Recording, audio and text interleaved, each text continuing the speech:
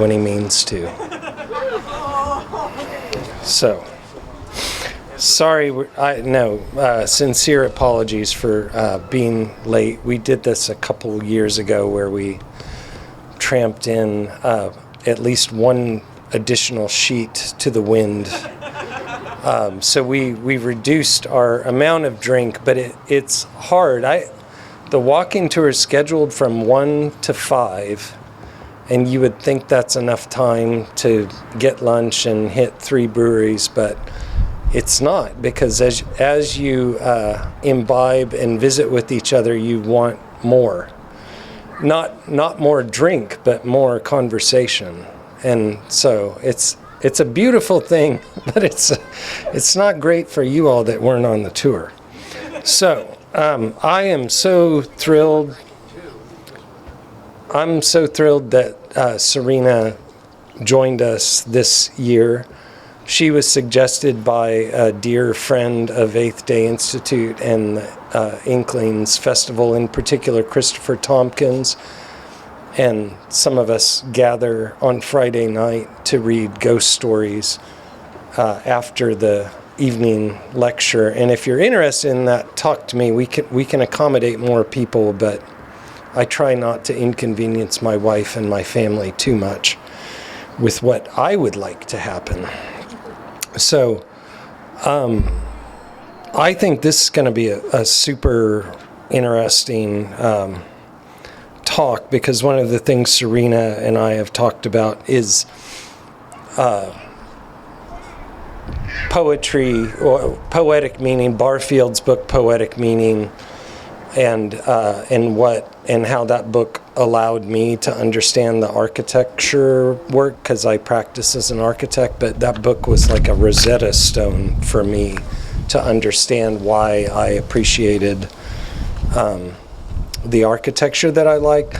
And what Charles Williams does in Taliesin through Logos, just as a few years ago David Jones did. I think David Jones is probably 2 times heavier on the layering of source material. So a metaphor is when you take 2 things that weren't previously connected and join them into a single image, and it becomes more than the sum of its parts. But what happens when you have brilliant minds that are taking 5 or 10 things and layering them together into something that is also personal and powerful? It's a resplendent beauty. So Serena is going to lavish us with her thinking and knowledge and multiple readings of this one chapter from Taliesin through Logos that'll just give you the barest hint of the layers of meaning that is in every chapter of the book. So, thank you. Thank you, Tony. Thank you, everyone. There is a handout. Tony, the extras are under my bag there, so if anyone didn't get that, please do. And it has the poem for tonight's discussion in it and one for tomorrow's workshop. So could you please either hand it back in at the end of the night so we have them for tomorrow, or bring it back tomorrow? Because we have a few extras, but not enough if everybody needs another one tomorrow. Yesterday, I provided an overview of Tolkien and Williams' friendship, arguing that they were very good friends during Charles Williams' lifetime, but that Tolkien retconned it and said that they were not good friends after he found out, some 18 years after Williams' death, that C.W. had been in a mystical secret society or 2 and even founded one.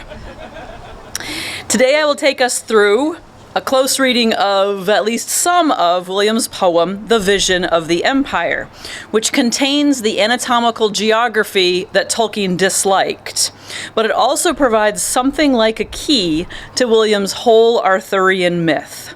His poetry is dense and difficult. Even T.S. Eliot found it difficult, and that's saying something.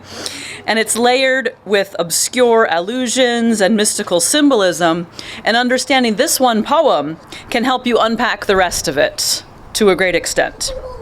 So the poem's called The Vision of the Empire. It appeared in his 1938 volume Taliesin through Logres, a series of Arthurian poems, along with an image which you can find, unfortunately not quite on the centerfold. We tried to get it on the centerfold, but it's not quite. So this image was done by an Oxford University Press artist named Lynton Lamb. I apologize, we misspelled his name on the title. It's Lynton, but I'll come to the image in due course. So what I want to do is give an overview of this poem and then go back and read chunks and gloss them. And when we get to that stage, I'd love for it to be more interactive and you can ask questions. I do not promise to be able to unpack absolutely every line. As a matter of fact, there's a whole stanza that I'm still at a loss, but we'll come away knowing something more than we did before we began. So I have a request. While I do this overview, could you not look at the poem? Just listen to the overview, and then we'll come back to the poem. Because if you're trying to speed read while I'm doing the summary, you might not end up grasping either. The poem talks about the organic body, which refers to the anatomical map of Europe, which you'll find in the packet. And I'm going to come back to that in just a minute and talk to you about the layers of symbolism that are in the map, because it's kind of the key. But for now, just understand that the phrase the organic body is a literalization and a visualization of the body of Christ. The idea that all believers or congregations or even cultures of believers are parts of a mystical whole organism. So he's trying to express this in terms of a physical body and a geographical map. So if we want to make it really simple, we can just be sort of like Christians from all different parts of the empire are bound together. But it's Charles Williams, so it's never that simple. But that'll be enough for just the moment. The story in this poem, as much as there is one, is about Taliesin, King Arthur's court poet. Now, there really was an historical poet, Taliesin, and some of his poems are extant. Charles Williams does not limit himself by that fact in any way. And the story is that Taliesin has traveled from King Arthur's kingdom, Britain or Logres, to the center of the empire, Constantinople, to learn the truth of a rumor that he's heard. He's heard that there's some story or there's some myth that becomes truth in the center of the empire. So he's traveled there to learn it, and he has learned it there. The poem sort of assumes that has already happened off stage. Meanwhile, the emperor is sending out his commands all over the empire to try to carve order out of chaos. The empire is besieged by many different invading tribes and by many heresies and by many other religions. So the emperor is trying to establish order, hierarchy, organization, harmony, and peace. And those are some of the qualities that Charles Williams loved the most. For this reason, it might surprise you, Williams was not a country boy like the rest of the Inklings. He didn't make anything much out of nature. Also, he was extremely nearsighted, so he just couldn't see it when they went on walks. But he adored the city, and he saw it as an organism that was a picture of the city of God on earth. And he loved to see how all the parts had to work together for the city to function, and that there were constant exchanges going on among members of the city. So, like today, we're walking down the sidewalk in the beginning of this pub crawl. We didn't lay the sidewalk. We go sit in a restaurant that we didn't build, or at least most of us didn't, and then we're fed food that we didn't cook, right, and drink beverages that we didn't brew, and we're wearing clothes that we didn't make. So there's this constant exchange going on, and in a way it's like a heart supplying the arteries, a city with the streets. So those are the things that are going on in the empire. Taliesin is there, he's learned the truth of this story, and the emperor is sending out messages that will create order out of chaos. Meanwhile, back in England, Merlin looks forward in time to see what will happen to Arthur's kingdom, and he foresees that England will be invaded and that chaos will reassert itself. And Taliesin is traveling home with the gospel to bring it back to Arthur's kingdom.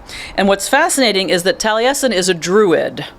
So he is a pagan by birth and training, and then he unites the pagan and the Christian, the old and the new, the natural and the artistic together in himself. And that's really important, that he sort of needs both forces to be an effective poet. So in this moment in the poem, all things are in pretty good order, but Merlin foresees the chaos in the future. Then Williams shifts and tells his version of the legend of the fall, so his Garden of Eden story. And he introduces his devil figure, the evil inverse of the emperor, or obverse might be, the inverse. And then things fall apart, and they do not hold to the center. But still, the poem ends with a hymn to the organic body, the empire, the body of Christ, King Arthur's kingdom, the church. So now let's look at that map, shall we? So if you turn to the map, to this poor woman on this bed of Procrustes here, there are several layers going on. So the first two most obvious ones are, 1, the countries or the regions of Europe, which he calls provinces or themes. And themes is a nice dual-purpose word. You know, it can mean either the provinces or it can mean themes like motifs in poetry or music. And so he usually uses it to mean both. Second are the parts of the body. So somewhere in the poem, he might refer to a body part metonymically to mean that country or that region, or vice versa. So that's the first key. So if you're reading the poetry and you see him mention a body part, you might want to think, oh, does he actually mean a place on the map? And that might help you understand the line, or vice versa. Layer 3 is virtues associated with those body parts. So he connected each one with some kind of spiritual quality that the enlightened person might want to attain. So again, he might refer to a body part, but he actually means that associated virtue, okay? Or similarly with a country, and we'll come to a couple of those, not all of them by any means. And there is no place where he lays this all out. So I have tried to make a chart. I've got a spreadsheet, where I've put in the body parts, the countries, the virtues, et cetera, and there are lots of gaps. The fourth layer is stages of mystical attainment taken from Kabbalistic tradition that he learned in the Fellowship of the Rosy Cross. So in Jewish mystical tradition, in Kabbalah, there is an important concept of the tree of life, the Sephirotic tree. And it has these 10 sort of stopping points on it. And the idea in these occult orders was that you would study material, and once you had mastered that material, along with the spiritual meditations and practices, you would have attained the associated virtue. So you were essentially climbing your way up the tree of life. So each of the body parts / countries is connected with one of those points of accomplishment. Okay. 5, signs of the zodiac. So he might refer to any one of those 5 things to refer to any one of the other 4. That's the key to the mythology. So here's an example. There's a poem in which a slave girl is being punished. She's in the stocks for starting a fight with another slave girl. She's sitting in the stocks, and Taliesin comes along and unlocks her, takes her wrists out of the stocks, and says to her, "Though the Caucasian theme throb with its dull ache, make, lady, the Roman motion." Translation? Which one is the Caucasian theme, pray tell? The buttocks. So, though the Caucasian theme throb with its dull ache, her butt is sore because she's been sitting too long. Okay? Make, lady, the Roman motion. Lift up your hands, take my hand, and I'll pull you up from sitting. So it's quite a simple meaning, but you have to know this in order to unpack those lines of poetry. Okay, so I think with that overview, we might be ready to go through the poem as much as we can in the time that is given to us, which is far too short. We're going till 9:30 p.m., right? All right, excellent. More pizza, as long as I wish. Alpha. The organic body sang together. Dialects of the world sprang in Byzantium. Back they rang to sing in Byzantium. The streets repeat the sound of the throne. So now you know what the organic body is. And dialects refers both to languages and to the regions that speak them in his mythology. So a synecdoche there. And Byzantium means the whole empire, which is a conflated Byzantine, Roman, Arthurian empire in his mythology, and it means Constantinople itself. The acts issue from the throne. So there's the emperor, and he is God in the poem. In a gloss, Charles Williams just says that straight up. He's just like, the emperor is operative God in the poem.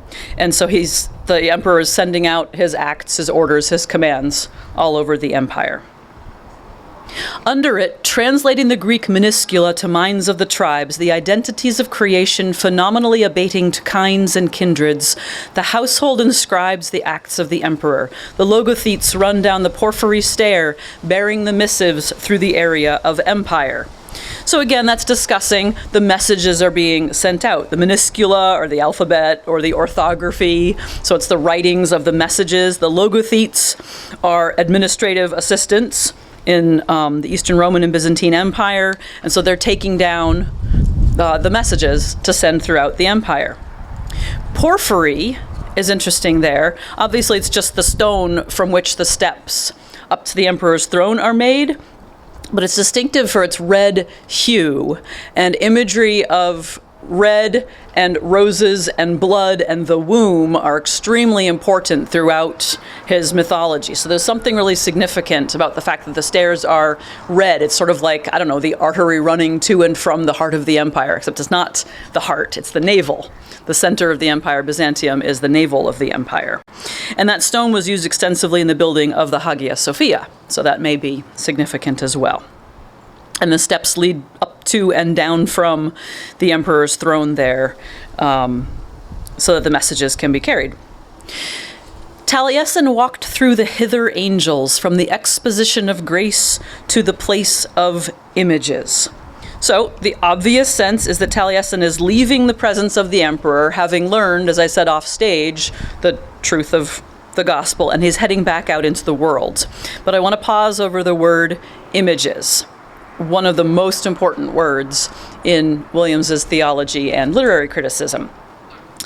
You're probably, a group like this, you're probably familiar with the two ways, the via affirmativa and the via negativa, or the apophatic and the cataphatic ways.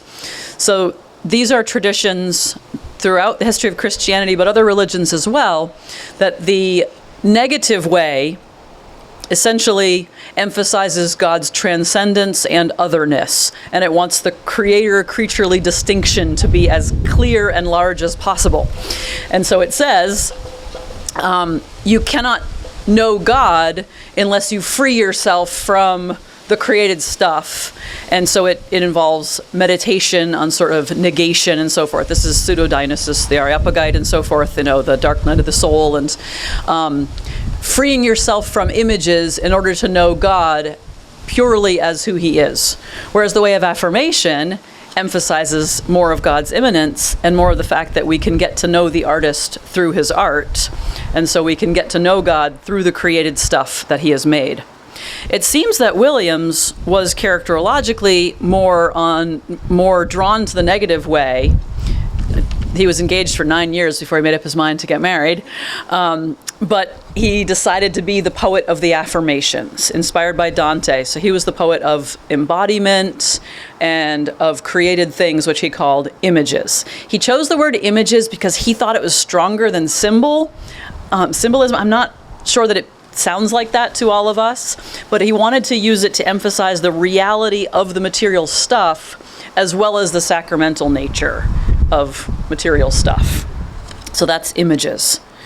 Okay, going on. The morn brightened on the golden horn. He heard behind him the chariot's clatter that bore a new matter to all the dialects. He saw the nuntii loosened on the currents over the sea. In the mechanism of motion, rowers' arms jointed to the imperial oars. Chariots and galleys sprang from the shores. The messengers were borne over sea and land. The king's poet gazed in the mirror of the horn. So the Golden Horn is the primary inlet into Istanbul. The nuntii, again, are envoys or diplomatic representatives. They're the messengers.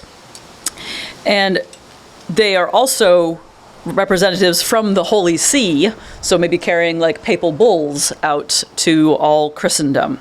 So again, the emperor's messages going over all the empire. Right. Questions on that alpha section before we move on? Anything, because obviously I didn't go phrase by phrase, word by word, but is there anything that you really want to know before we go on? Okay.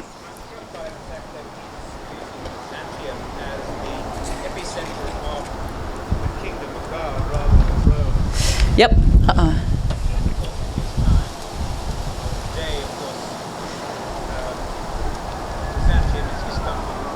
Yeah, fascinating. You said that he's using Byzantium. Yes, using Constantinople instead of Rome. Yes. So, as I mentioned last night, what Williams hated more than anything was schism or separation. So he's written the East-West split of the church out of this imagined history. So he has a really interesting balancing act to do between Rome and Constantinople in his poetry. And you'll see that in the whole cycle. And there's a little bit of it in here with the Pope. So he's trying to sort of balance the authority. I guess he's trying to have secular authority in Constantinople and church authority in Rome, but he really wants to erase that divide as well.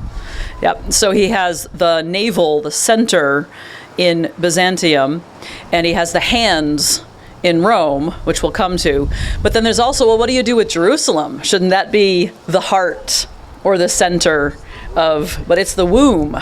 So that's where Christendom was born, right? And then one of the first things you have to do with baby when it's born is cut the cord, and so then the navel is sort of the center of, nutriment and life. So he's sort of trying to figure out where all those fit in this anatomy. Thank you very much. Anything else? Fabulous. Beta. The morn rose on the golden horn. I saw the identities imaged in a sapphire sea. Beyond Sinai, Ararat. Beyond Ararat, Elburz. Light sprinkling, flaked snows sparkling, chastities of ranged peaks of Caucasus. Snows glow on the world's brows, changed with deep veils of verdure. So again, the Golden Horn. That's the inlet of the sea, the Bosporus, into Istanbul / Constantinople / Byzantium. And so there's dawn there. And we change person here. We change from Taliesin being the third person, he, to being the first person, I. Throughout the cycle of poetry in the 2 volumes, Taliesin through Logres 1938 and Region of the Summer Stars 1944, there are several poems that are meant to be diegetic. Are you familiar with that term?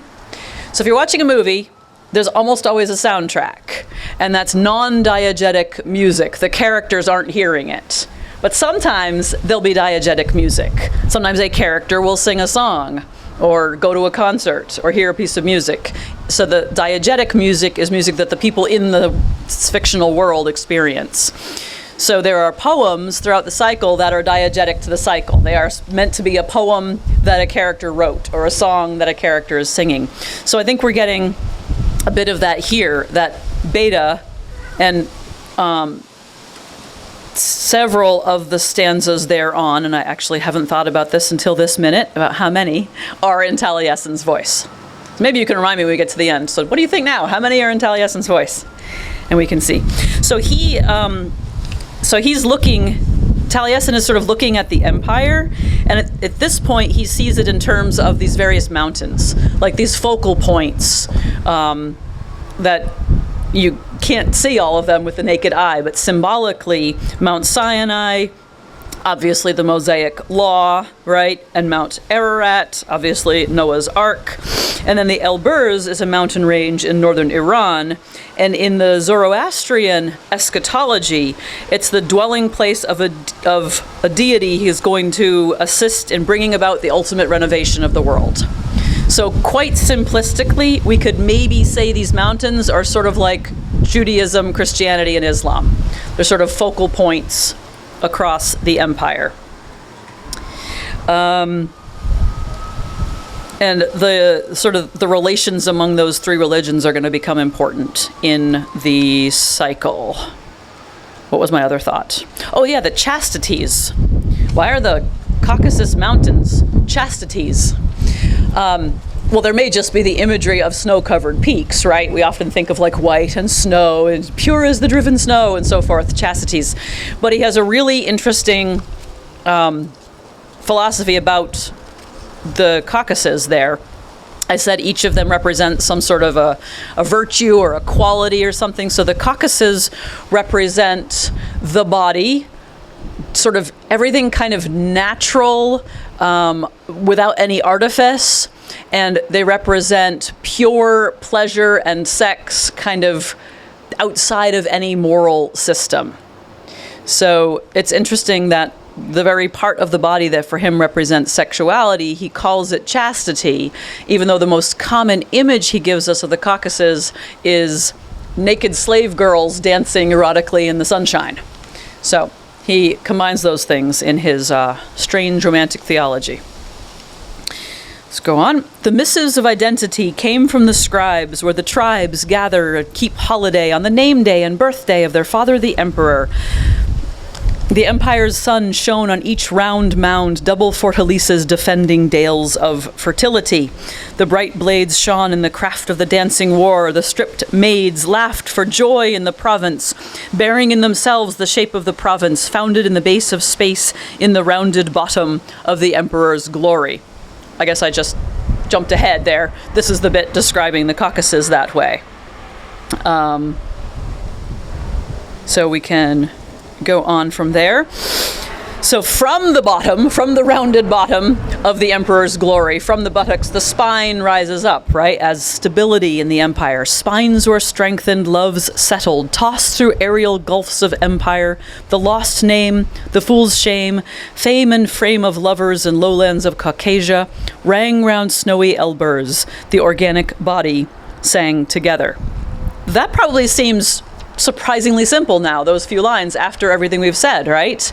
About stability, about the spine running through the center of the empire and being the nerve pathway along which the emperor's messages can run. And then we have that sort of refrain line about unity. Any questions, comments, thoughts on beta? We'll have to pick up the pace. Yes, we can. I'm going to put a prophylactic on our microphone. Sorry. I can't resist the pun. This might help with the wind. Okay. Me. Is that better? Any thoughts on beta? The Elburz Mountain. Elburz is a mountain in the Caucasus. In modern day Iran. Yeah, and it's a site of sort of ultimate renovation in the Zoroastrian religion. Yeah. All right, Gamma. Elburz rose in the Golden Horn, south from the sea bone, Thule, the skull stone, herbage of lone rock, the scheme of Logres, the theme of the design of the empire, rose in balance and weight, freight of government with glory. Okay, I don't have time to do a detailed analysis of the poetic meter and technique, but I think that they are beautiful. And Williams went through a massive change in his poetic writing in the early 1930s when he edited the poetry of Gerard Manley Hopkins. And he left behind sort of Victorian pastiche and flowery language and really exact meter and rhyme, and got this much richer, harder metrical scheme. He was also reading the poetry of Yeats, which went through a similar change. Okay, so we're moving from Byzantium back to Logres, which thankfully I don't have to explain because Joshua explained it to us this morning, right? So that's lovely, although Lewis really simplified and clarified Williams's concept of Logres. Surprise, surprise.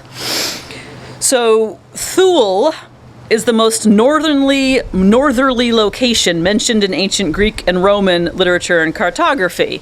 And it's some island north of Ireland or north of Britain. And it's had various interpretations. Maybe it's the Orkney Islands, the Shetland, northern Scotland, the Faroe Islands, Iceland, maybe even Greenland. But that's not the point. The point isn't which exact modern island it is. In classical and medieval literature, the phrase Ultima Thule, furthest Thule, simply means the most distant place beyond the borders of the known world. So that's where England, Logres, is. It's the furthest province or theme of the empire. And it's the theme of the design of the empire. Well, now that you have the key, you can unpack that phrase. When he says theme, he means it's the motif of design, it's the motif of orderliness, but it also means it's a province in the design scheme of the emperor, and he means it's a region where design, cogitation, rationality is the theme. So you see how he's punning on the word, but he's also sort of punning on his own map that he has set up. It's rather elaborate. Merlin. So this is where I said Merlin's going to look over time and see what's going to come. Merlin times meter climbs through prisms and lines over near Camelot and far Carbonek. Over the perilous cell, the sea of union, the phosphor of Percival's philosophical star shines. Merlin is a representative of chronology, of temporality, and of wisdom. In William's version, we have Merlin and his sister Bryson, and they represent time and space. And so Merlin is sort of able to see through time. The perilous cell is the empty seat at the round table that is reserved for the best knight in the whole world, and it's eventually filled by Galahad. But here, William seems to identify it with the Holy See, right? The diocese and the ecclesiastical office of the Pope. So there seems to be some connection here between Galahad and Rome, going to your question about Byzantium. And Williams's references to union here are absolutely essential to his notion of Christianity. And what's most important to him probably is the idea of unity within Trinity. So at various places throughout the poem, throughout the cycle, he'll refer to Islam as a heresy, and what he objects to in Islam is primarily its singularity as opposed to its singular view of God rather than its Trinitarian view of God. Something else that Merlin is seeing from his high point on a tower is he's looking down and seeing all the knights of the round table and their heraldry. They have their coats of arms painted on their shields or depicted on banners. There's a beautiful poem in the cycle, The Crowning of Arthur, where we get descriptions of all these heraldic devices. It's really lovely. So he sees, for instance, Lancelot's lion, and it's bewildered by the smell of adoration, and it roars round Guinevere's lordly body. Foreshadowing! Well, I guess for Merlin, he's foreseeing what's going to happen. Merlin defines in blazons of the brain, shield upon shield, station upon station, and the roads resound with the galloping lords. So he sees that the knights are riding in from various places and gathering at Camelot, and he envisions what's going to happen. And here's what's going to happen, what Merlin sees in the future. The swords flash, the pirates fly. Pirates is his word for the invading Germanic or Viking tribes and hordes. The table stands rigid in the king's hall, and over their seats the plotted arms of the soul, which are their feats and the whole history of Logres. Down the imperial highroad the white Nuntius rides to strengthen the hearts of Lateran, Gaul, and Logres. This suggests that each of the knights of the round table represents or enacts or embodies some aspect of the soul.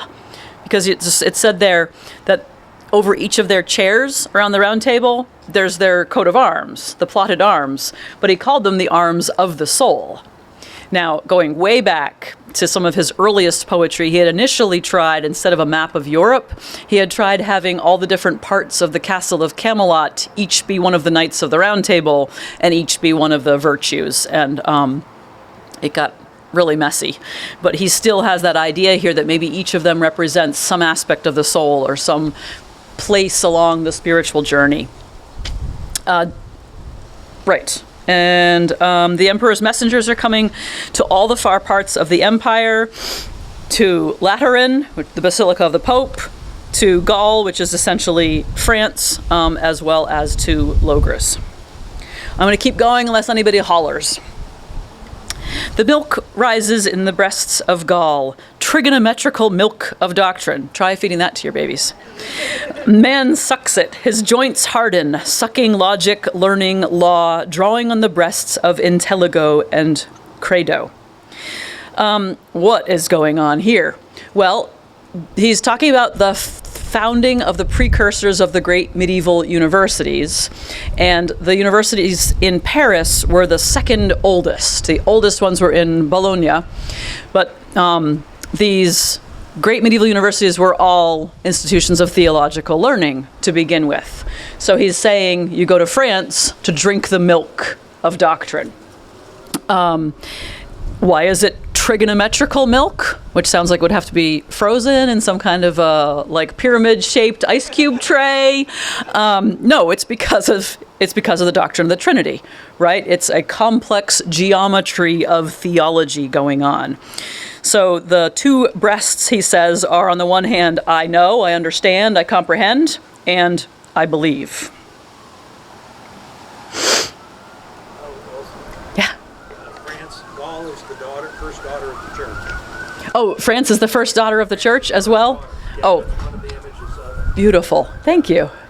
It's because Mary Magdalene went to France. Okay, because Mary Magdalene went to France. Lovely. Yeah, thank you. And so now we get the first person again. I, Taliesin, was born of the Druids by the sea, drank also at the schools of Gaul. I have drunk at the tables of all the doctors. I have modulated song to the waters of Logres, the running of Thames, the tidal basins.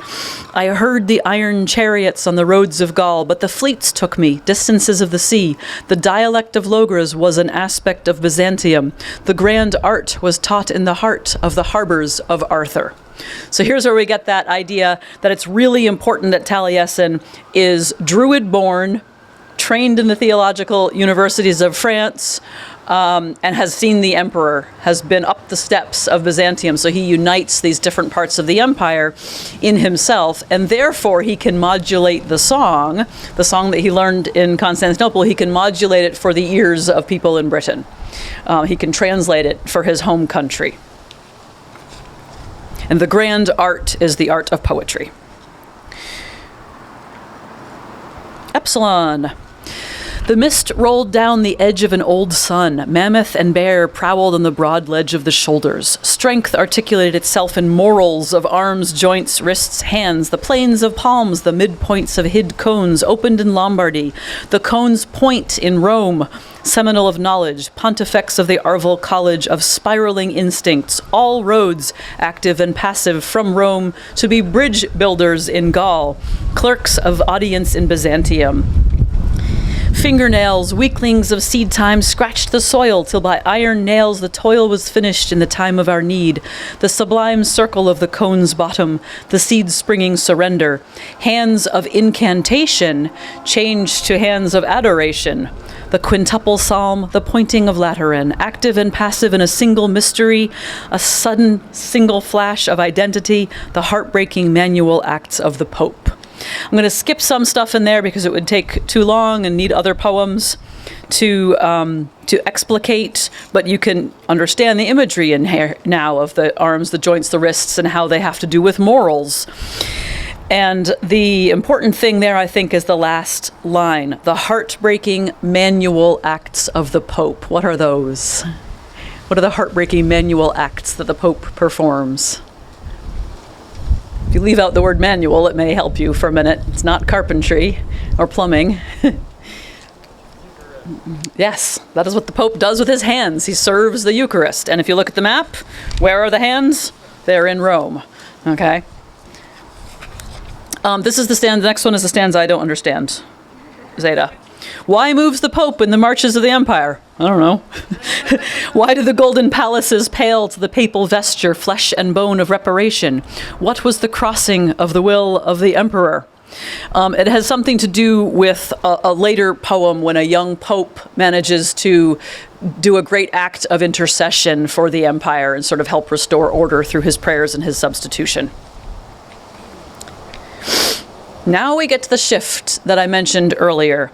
We get to Williams's version of the fall of Adam and Eve, or of the Adam as he calls them. The atom in the hollow of Jerusalem respired. Softly their thought twined to its end, crying, O parent, O forked friend, am I not too long meanly retired in the poor space of joy's single dimension? Does not God vision the principles at war? Let us grow to the height of God and the emperor. Let us gaze, Son of Man, on the acts in contention. All right, a few really important points here. The atom is his version of the plural. Instead of saying Adam and Eve, he's bringing up the occult and mystical legend that there was one single androgynous person at creation. So there was one human being who was Adam and Eve together in a union. And where are they? In the womb. They're in the hollow of Jerusalem. But they want to see both good and evil. So far, they've only seen good. And they want to see and know like God does. This is the whole we would be as gods thing. But only God can know evil without being touched or tainted by it. For us to know evil, we have to experience it, i.e. commit it. So we cannot know as God. Instead of eating from the tree, in his myth, they climb it to see beyond their human limits. So then they do get to see and know evil, but it taints their view of good too. So now when they look at goodness, it appears evil to them.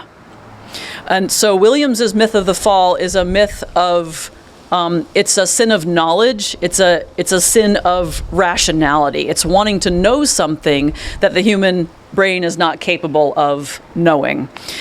So he actually says that the mind fell further than the body. And so the body is more holy in its instincts than the mind. Do you want me to pick up the pace and maybe not go as detailed for the rest of it, or do you think we can make it? Because I know it's sort of chilly and windy. We can do it? Okay, all right. You guys are courageous. So they climbed the tree. The atom climbed the tree, and look what happened when they climbed it. The boughs rustled, withered behind them.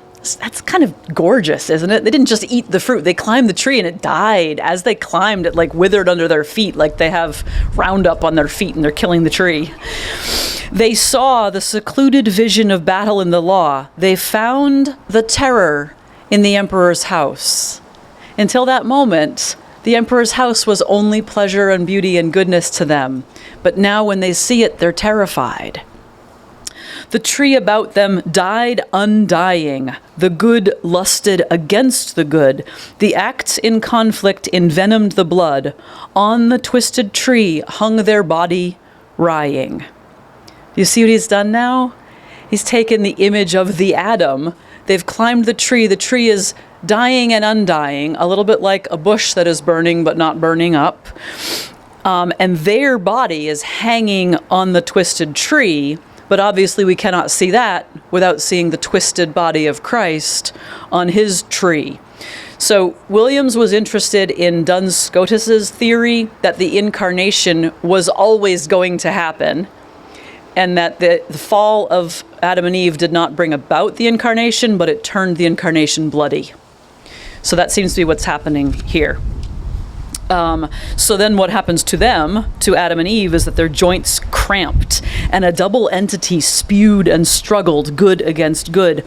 They saw the mind of the emperor as they could, in the manner that they were capable of, his imagination of the wars of identity. So they now see the emperor as if he's evil. And out of their double identity, the Adam and Eve identity, something is spewed out of them. So it's like an evil birth. And what they see in the next stanza is now called he.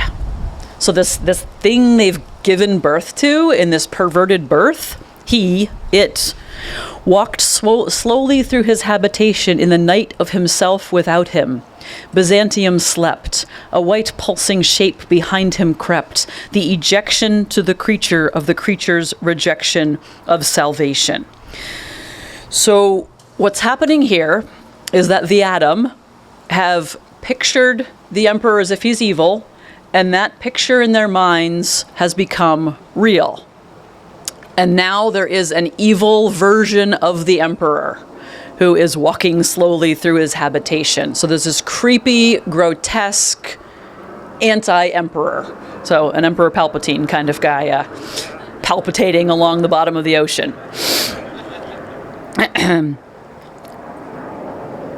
Conception without control had the atom of the error. Stifled over their head, the tree's bright beam lost in the sides of the pit, its aerial stream. They had their will. They got what they wanted. They saw. But they didn't like what they got. They were torn in the terror. So they now have knowledge as the knowledge that God has of knowing both good and evil, but it's tainted their understanding of good because they couldn't handle it. So we now sort of zoom out or back up kind of in Theta here to see what's happening to the Empire in Arthur's time as a result of that fall back then. Okay? So Williams writes somewhere that in one of his books, I have, as is my usual practice, I have abolished time and space. So for him, everything's always happening at the same time. So the fact that the atom have just climbed the tree that they're not supposed to is now causing these effects. So here's what happens. Elbers sinks through the golden horn. The feet of creation walk backward through the waters. So stuff is going backward. Stuff is happening the way it shouldn't. The single galley hardly moves, so a ship is becalmed. Okay? The stiffening mechanic of arms and oars fails. Patched with undyed canvas, the purple sails drag at the flagging hands of man. Work has become onerous, work like rowing or sailing a ship. The sea's unaccumulated distance drags at the sailors' hearts. Isn't that a beautiful line? The sailors are caught in the doldrums, no wind, and the distance is just on and on and on. Meanwhile, the sea-born Asian mine, stuff of Caucasia fashioned in Byzantium, Earth's gold, sprinkled over the sea and plated round the poop of the visionary spirit, shines no longer, nor lustily gleams. Gold has lost its shine. So if the ships were gilded, right, from the poop deck, from the stern to the prow, the gold no longer sparkles.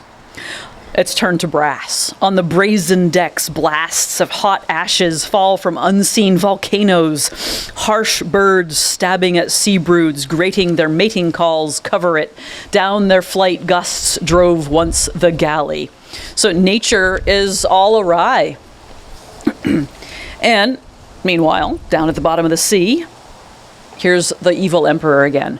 Phosphorescent on the stagnant level, a headless figure walks in a crimson cope, volcanic dust blown under the moon. A brainless form, as of the emperor, walks, indecent hands hidden under the cope, dishallowing in that crimson the flush on the mounds of Caucasia. His guard heaves round him, heaven-sweeping tentacles stretch, dragging octopus bodies over the level. His cope by two is lifted from his body, where it walks on the sinking floor of Antipodean Byzantium. Let us gaze, son of man, on the acts in contention. I think I'll finish reading this next two stanzas and then gloss them. Phosphorescent gleams the point of the penis. Rudiments or relics, disappearing, appearing, live in the forlorn focus of the intellect. Eyes and ears, the turmoil of the mind of sensation. Inarticulate, always on an inarticulate sea, beyond Po Lu the headless emperor moves, the octopuses round him. Lost are the Roman hands, lost are the substantial instruments of being. Okay, this is some really rough stuff in this verse paragraph, or in this section of it, because evil is pretty gross in Charles Williams. So, as we saw, the atom tried to look at the emperor, but they're looking now through the lenses of evil. And so they've given birth to this evil emperor double. And he's walking on the bottom of the sea. He's phosphorescent, like one of those sea creatures that glows deep down in the sea, but also phosphorescent like something rotten in the dark. He's headless. So this emperor has no head, which is going to be significant in the whole myth because Loger's England, Britain is the head, and it's going to get cut off from the rest of the empire. There are volcanoes, and his guards are octopuses, and they're carrying the train of his great crimson cloak. And not to dwell on this point, but the emperor is practicing autoeroticism at the moment. So everything that should be fertility, everything that should be union, should be reproductive, is sterile and self-focused. So every part of the body is dishallowed here. Gates, what slouches towards Bethlehem? Yep. Yep. That's There's an awful lot of Yeats in here. There's an awful lot of Yeats's Byzantium and a lot of Yeats's slouching creature coming towards Bethlehem. Thank you so much. Very well done. So that's the vision of what the empire would become without any intervention. Its head cut off, every part of the body perverted and abused and misused, and no more fertility. But in the final stanza, there is an iota of hope, because we get the refrain comes back again, and it's almost like saying nevertheless, or like in Hopkins, yet for all this, nature is never spent. Still, the organic bodies sang together. And we get like almost a Whitman-esque ending here, a hymn of praise. The acts of identity adored their Lord. The songs sprang and rang in Byzantium. And so now he, whether it's Williams or Taliesin, they're really the same person, directly addresses each part of the empire, of the body of Christ. O you shoulders, elbows, wrists, bless him, praise him, magnify him forever. You fittings of thumbs and fingers, bless ye the Lord. Sockets and balls and knees and ankles, bless ye the Lord. He has a whole poem in praise of his feet in one of his early volumes. Hips, thighs, spine, its multiples, each of the vertebrae. Bless him, praise him, magnify him forever. Bless him in Caucasia, bless him in Lateran, bless him in the blazons of London and Logres. If there be worlds of language beyond Logres, so if there's anything out beyond Ultima Thule, bless him, praise him, magnify him forever. If there be wit in the rolling mass of waters, so even as the waters roll off the edge of the map, right, here be monsters, even if there's wit, if there are sentient creatures there, praise him. If there's any regimen in marshes beyond Polu, that's his hell. If there are any souls out beyond hell even, if there's any measurement down among the headless places with the false emperor, even there, bless him, praise him, magnify him forever. So, I think you got it. Yeah? Questions? You want me to go back over any lines? Yes? When he mentions Thule, is he thinking of Goethe, the king of Thule? When he mentions Thule, is he thinking of Goethe? Well, that, or Berlioz, the king of Thule, who has the cup of his beloved. It's Finally, he gives everything away, and he finally takes one more drink and casts it into the sea. It's not impossible, but I suspect he's drawing from older sources from which they are also drawing. Yeah, I suspect it's more the medieval and classical authors with the ends of the world, but thank you. Yeah, good question. If there was a faithfulness issue. If there was what? Faithfulness, because that's what the king of Thule is he's faithful to his lover to the end. I don't know. And he throws the cup into the sea. It might be. So it's kind of Yeah. That's a really good question. I mean, Williams's reading was a bit idiosyncratic, and I don't think he was as much into like the German romantics as the other Inklings, but I could find out. Thank you. Good question. Yes. What's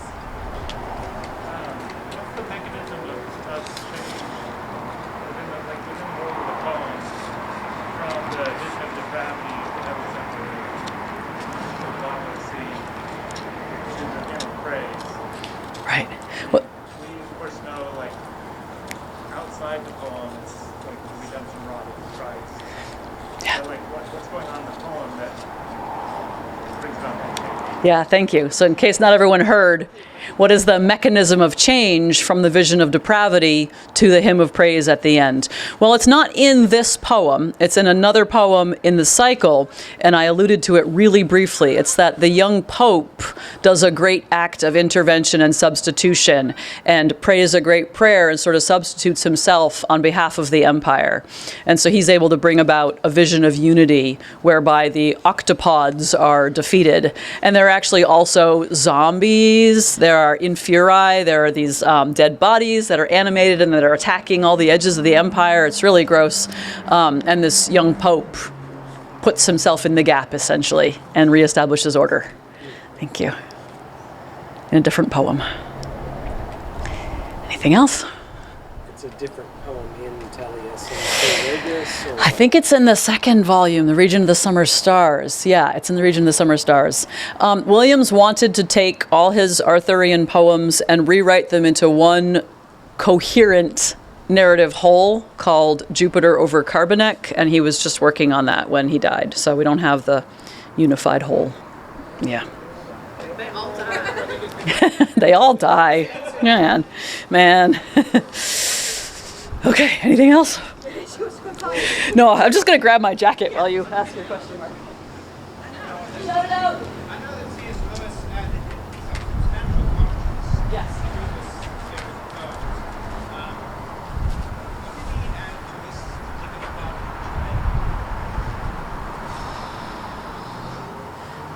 poem? So C.S. Lewis wrote a commentary on these poems. Williams had sent Lewis detailed notes on them. Lewis copied them over into his volume and then burned them. But then he wrote up as best he could a commentary and then did a lecture series on them at Oxford. So the question is, what did he say about this poem? I don't remember. I've synthesized it, so some of it would be in what I said tonight, but I do not remember what I said tonight is in Lewis and what isn't. I'm sorry. Is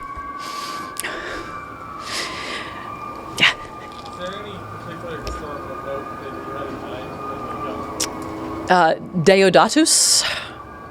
I don't even know if that pope is historical. That's the name of his young pope. Yeah. But he's conflated 1,000 years of real history down into the life of King Arthur, because he has the Battle of Badon Hill, which happened around 500, and then he has the fall of Constantinople in 1453. He has them all happen within King Arthur's lifetime. So any pope that he chooses is really sort of a stand-in figure for like the office of the papacy across that time. Yeah. Yeah. Mm-hmm. But I think with that, you have a pretty good basic understanding that you could read the poems now and get a whole lot more out of them. Probably the biggest concept that I didn't talk about tonight that's in there is romantic theology, so ask me later if you're curious. I think we're all really cold, so thank you very much for enduring the wind and the weather. Now everybody go get some hot tea or some hot mulled wine.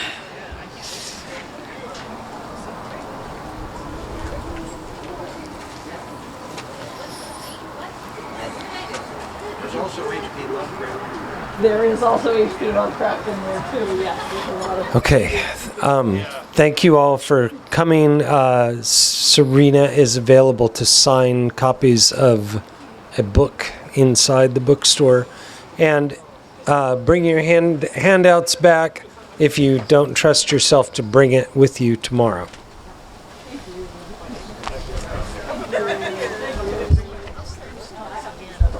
Tomorrow at 11.